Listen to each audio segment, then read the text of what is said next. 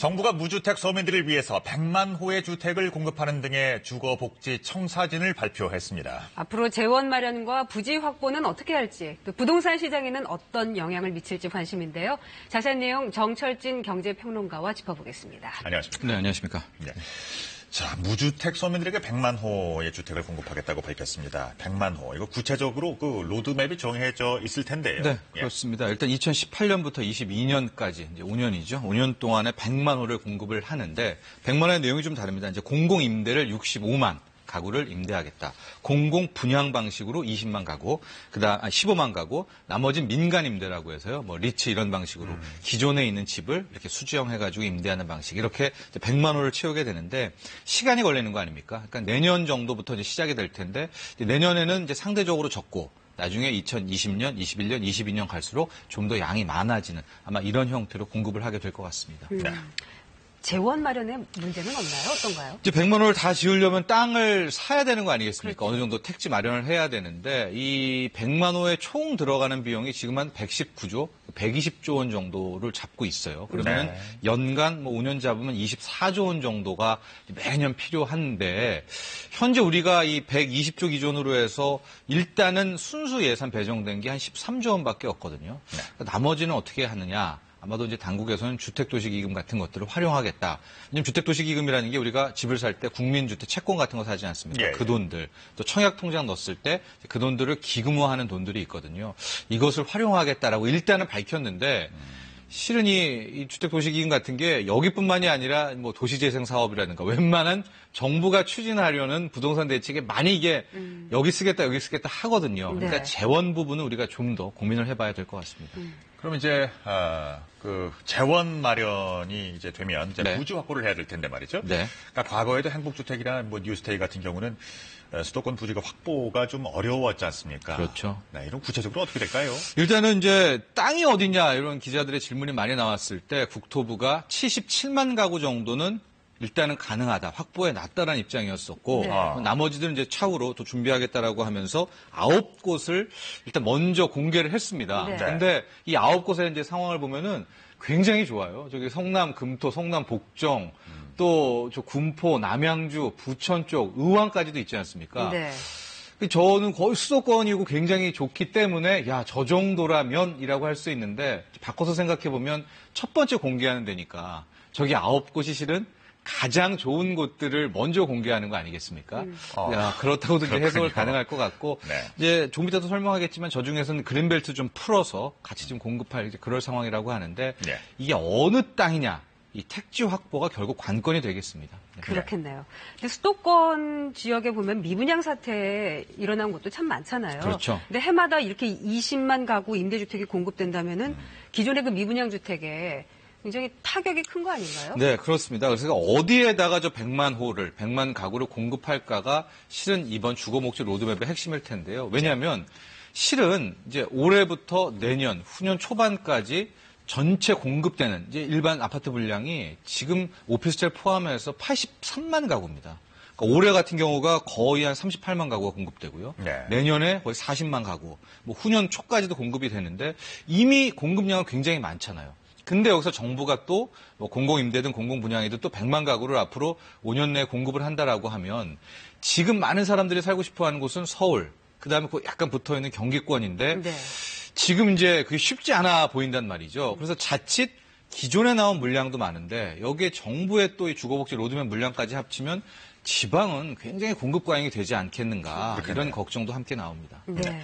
그리고 그 이번 계획안에는 신혼부부들의 그 주거 안정을 위한 그러니까 20만 호, 7만 호, 27만 호 정도가 있네요. 네.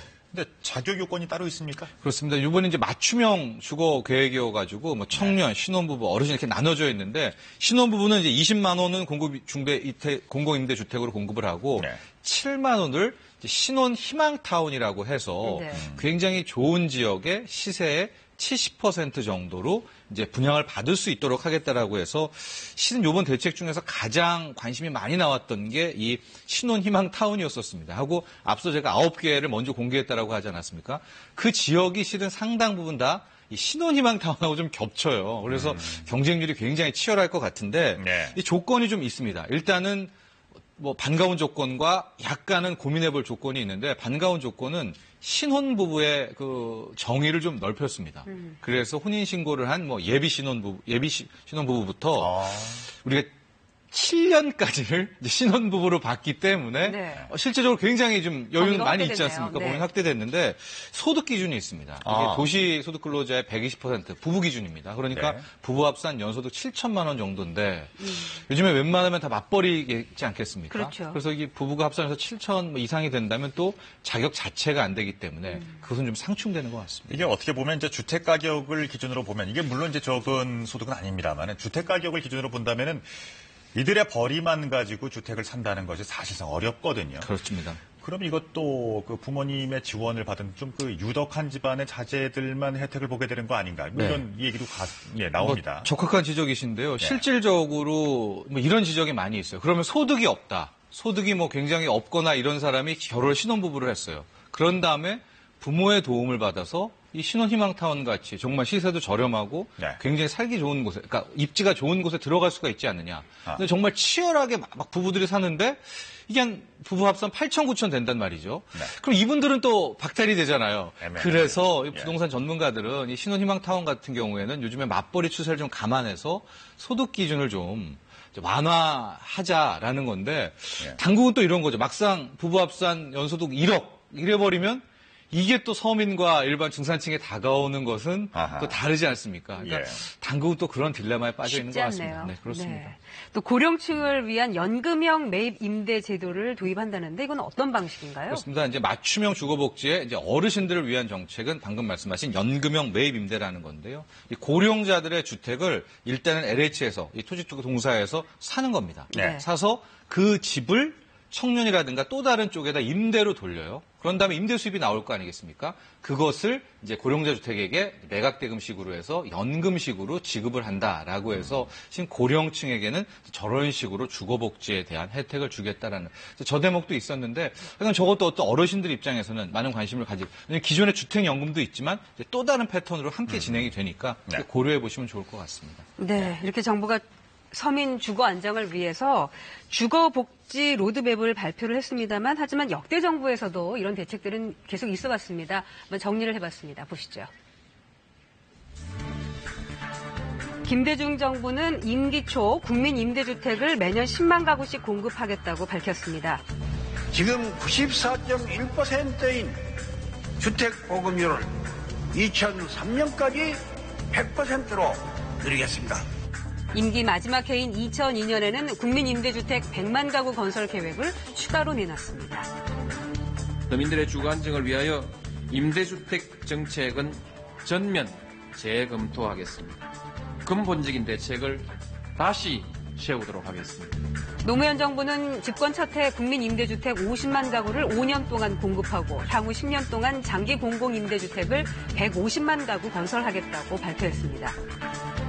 이명박 정부도 집권 첫 해에 보금자리 주택 150만 가구를 공급하는 정책을 발표를 했고 또 소형주택 의무 공급 비율과 분양권 전매 제한 규정을 완화하는 등 다주택자들을 위한 정책도 펼쳤습니다. 정부가 계산하고 지금 있는 새로운 임대주택이나 이런 것을 막 검열 착공을 합니다만 그것은 아마 과거의 값에 비하면 아주 상값이 될 겁니다. 또 박근혜 정부는 총부채 상환 비율과 담보 인정 비율을 완화하는 동시에 2017년까지 행복주택과 뉴스테이 30만 가구를 공급하겠다는 서민 주거 지원 정책을 제시했습니다. 뉴스테이 사업은 중산층의 주거 불안을 해소하고 집 걱정 없는 국민 행복 시대를 앞당기게 될 것입니다. 자, 이렇게 새로운 정부가 들어설 때마다 주거 안정 대책이라는 게 나오게 돼 있는데요. 문재인 정부의 이번 그 주거복지 로드맵, 그 과거 정부의 그것과는 어떻게 차이가 날까요? 그렇습니다. 이제 DJ 정부하고 노무현 정부 같은 경우에는 국민 임대주택이라는 컨셉이었었고요. 네. 이제 MB 정부에 들어와서는 보금자리 주택, 그다음에 박근혜 정부가 행복주택과 뉴스테이 컨셉들이 좀 나누게 됐는데요. MB 정부의 보금자리 주택은 입지는 뭐 상당히 굉장히 좋은 주택들이 많이 있었습니다. 좋은 네. 아파트들이. 근데 문제가 이게 거의 로또식이 된 거예요. 그러니까 당첨이 된 사람에게 모든 혜택이 돌아가는. 예. 근데 실은 그 원하는 건 아니잖아요. 우리가 국민 혈세로 된 거를 몇몇 된 분들한테만 돌아가는 이제 그런 지적을 받았었고, 박근혜 정부의 이제 행복주택 뉴스테이는 컨셉은 나쁘지 않았거든요. 민간 사업자를 끌어들여서 어느 정도 더 이것을 활성화시키겠다라고 하는데 너무 많은 또 혜택을 줬다는 거고. 네. 그러니까 이번 이제 문재인 정부에서는 그래서 맞춤형 주거복지라는 걸 꺼내서 줬습니다. 그러니까 청년에게 주는 것은 청년, 기숙사 포함 30만 원, 신혼부부에게는 20만 원 플러스 7만 원, 어르신에게는 매입형 임대주택, 힘든 분들에게는 주거급여를 추가로 지원한다. 이런 식으로 카테고리를 나눠서 지원한다는 게 이번 이제 문재인 정부 주거복지 로드맵의 특색이라고 할 수 있겠습니다. 또 정부가 이번에 내놓은 대책 가운데 그 장기 소액 연체자 지원 대책이 또 있잖아요. 네. 1,000만 원 이하의 빚을 10년 이상 갚지 못했고 상환 능력이 없는 저소득층에 대해서 빚을 탕감해준다. 이런 내용인데 이게 모두가 대상이 되는 건 아닐 테고 네. 상환 능력이 있는지 없는지를 어떻게 판단하나요? 그걸 이제 판단하겠다는 거고요. 이렇게 해보니까 대상자 자체가 한 160만 명, 159만 명 중에서 6조 원이 넘는 돈이 이제 탕감이 될 것 같습니다.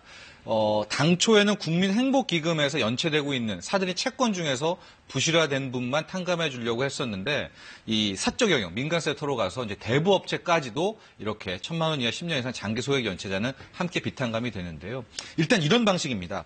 이제 모럴 해저들이 많이 나오고 있어서 현재 이제 빚을 갚고 있습니다. 상환 중이라고 하더라도 신청을 하시면 돼요. 신청을 하면 이제 심사가 들어오게 될 텐데, 네. 그래서 재산이 일단 없어야 되고요. 그 다음에 중위소득에서 60%보다도 더 낮은 현재 소득이 이런 분에 한해서 정교한 심사를 해서 이제 즉시 채무 면제를 하고요.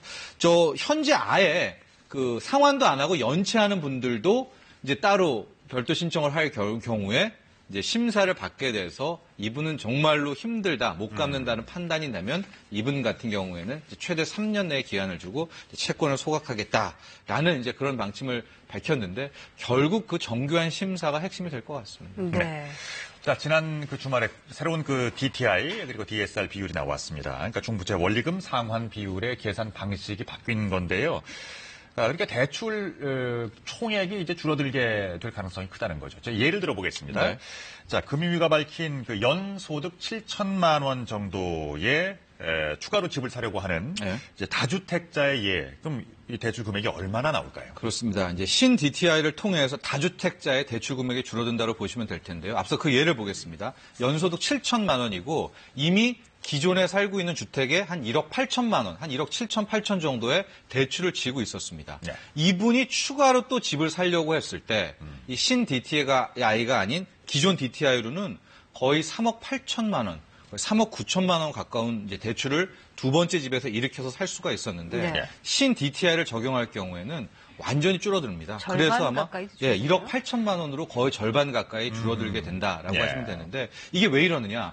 기존에는 두 번째 집을 샀을 때 그 DTI를 적용할 때 첫 번째 집에서는 이자만 그 계산을 했었습니다. 그러니까 소득 대비 그 이자 부담에서. 근데 이번에는 첫 번째 주택에 있었던 즉 기존의 1억 8천만 원에 대해서도 다 원리금을 합산을 해서 두 번째 주택에 DTI를 적용하기 때문에 쉽게 말해서 아마 서울 지역 같은 데에서는 이제 이번 기존의 주택담보대출이 있는 분이 또 빚을 내서 집을 사기는 그렇게 녹록하지는 않다. 이렇게 이해하시면 될 것 같습니다. 예. 그럼 이제 그 기준금리 얘기 좀 해보겠습니다. 네. 한국은행이 기준금리를 0.25% 또 올렸잖아요. 네. 결과적으로 그 수도권이라든지 아니면 이제 서울이라든지 집값에 직접적인 영향이 있겠죠. 예, 있을 텐데 아직까지 한 번 이번 인상을 통해서는 아직은 직격탄, 직접적인 영향을 주긴 좀 힘들 것 같습니다. 즉 이게 어제도 이주연 하는 총재가 추세적인 금리 인상은 아니다라고 했기 때문에 오히려 어제 금리 인상 이후에 주택담보대출은 안정화되는 그런 모습이었었거든요. 그래서 금리 인상을 하면 주택담보대출이 높아져서 사람들이 집을 안 사서 결과적으로 부동산이 하락한다. 이 패턴 메커니즘은 조금 더 시간을 지켜봐야 될 것 같고요. 문제는 지금 서울 아파트 또 강남 재건축 아닙니까? 네. 근데 이쪽 지역은 대출을 통해서 산다기보다 워낙 자산가들이 공략하고 있기 때문에 이게 전반적으로 그러니까 다른 지역이나 지방에서는 영향을 줄 수가 있지만 네. 당초 정부가 노리고 있는 서울, 강남 재건축까지는 이 금리 인상이 크게 영향을 미치지 못할 것으로 보입니다. 네. 여기까지 말씀 나누겠습니다. 지금까지 정철진 경제평론가와 함께했습니다. 고맙습니다.